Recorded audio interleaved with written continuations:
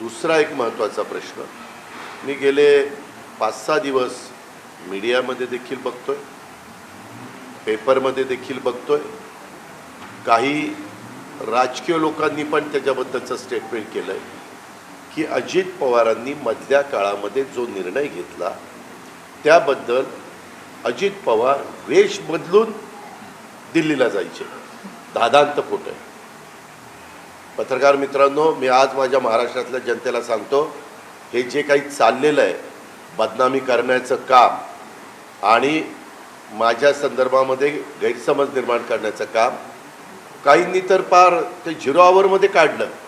अरे काढताना पहिल्यांदा माहिती तर घ्या ना की बाबा अजित पवार नाव बदलून गेले. अरे मी राज्याचा 35 वर्ष, काही काळ मी खासदार राहिलो आहे, काही काळ मी आमदार राहिलो आहे, काही काळ मी राज्यमंत्री राहिलो आहे, काही काळ मी विरोधी पक्षनेता राहिलो आहे, काही काळ मी उपमुख्यमंत्री राहिलो आहे. एक जबाबदारी मला पण कळते. एखाद्याने स्वतःचं नाव बदलून जाणं हा पण गुन्हा आहे.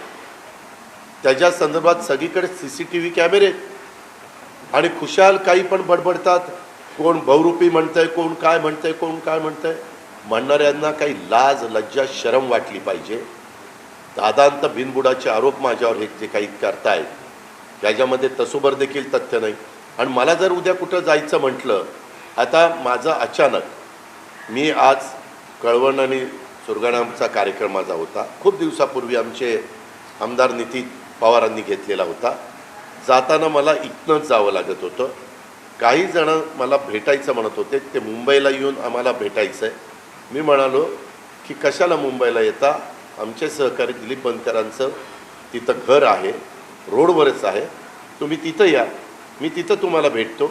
म्हणजे तुमचाही मुंबईचं जाणं येणं वाचेल, मला लोकांना कसा कमी त्रास होईल, कार्यकर्त्याला कसा त्रास होईल, आपल्या सहकाऱ्यांना कसा कमी त्रास होईल याबद्दलचा प्रयत्न.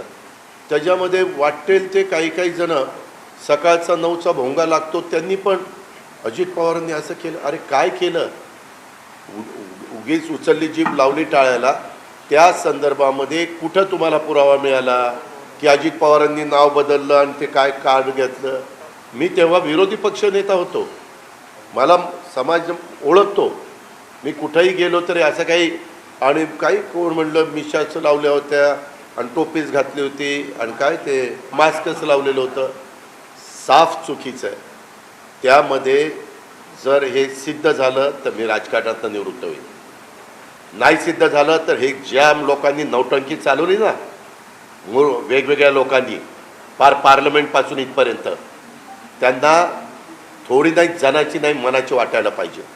उगीचच कुणीतरी बातमी लावतं एखादी चॅनल आणि त्या बातमीमध्ये कुठंही आधार नाही, त्या बातमीचा कुठंही पुरावा नाही, त्या बातमीमध्ये कुठं बाबा ते कॅमेऱ्यामध्ये कुठं बाबा अजित पवार गेलेत आणि काहीतरी त्यांनी वेगळंच हे केलेलं आहे, काही युनिफॉर्म परिधान केलेला आहे. या प्रकारचे ज्या काही गोष्टी आहेत मी महाराष्ट्राला सांगतो, हे निव्वळ माझी बांधव. मी ठरवलेलं होतं की खरं तर कुणाच्याबद्दल बोलायचं नाही, आपलं आपलं विकासाचं काम सांगायचं, आपल्या ज्या योजना आहेत त्या पण लोकांच्या समोर सांगायच्या.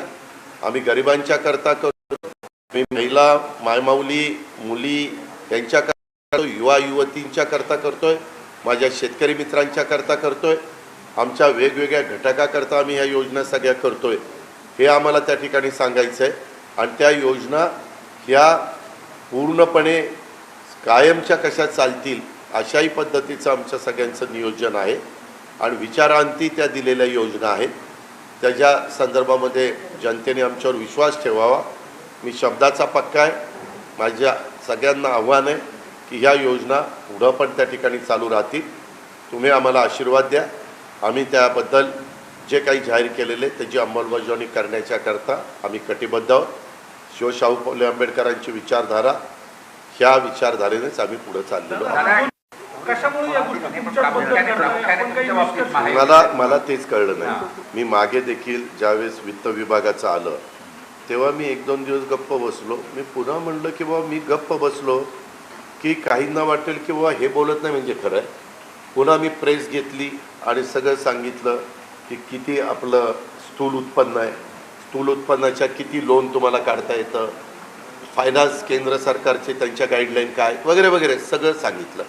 आणि दरवर्षी आपला GST कसा काही 1000 कोटीनं वाढतो वगैरे अशा अनेक गोष्टी सांगितल्या. त्याच्यानंतर हे मधी तर इतके दिवस पेपरबाजी चालली, ते कुणी पण उठतंय, कुणी ह्याच्याबद्दल बडबडतंय. त्या सगळ्यांना मला सांगायचं आहे, कुठं तुम्ही मला बघितलं, कुठल्या विमानामध्ये म्हणे 10 वेळा गेलो आणि अमक्याला भेटलो तमक्याला भेटलो. अरे मी लोकशाहीमध्ये काम करणारा एक कार्यकर्ता आहे. मला जर कुठं जायचं म्हणलं तर मी उथळ माथ्याने जाईल. मला लपून छपून राजकारण करण्याची सवय नाही.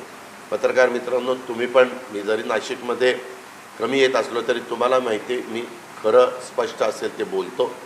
परंतु हे जे काही वेगळ्या प्रकारच्या बातम्या करून त्या बातम्या चालवायच्या आणि वृत्तपत्रामध्ये त्या आणायच्या आणि त्याच्यानंतर आमचे जे विरोधक आहेत, ज्यांना आम्ही काम करतोय ते बघवत नाही, ज्यांना आम्ही चांगल्या योजना देतोय ते बघवत नाही, ते पूर्णपणे फेक नॅरेटिव्ह सेट करून कायम त्याच्यामध्ये वेगळ्या प्रकारचा प्रयत्न त्या ठिकाणी करत असतात.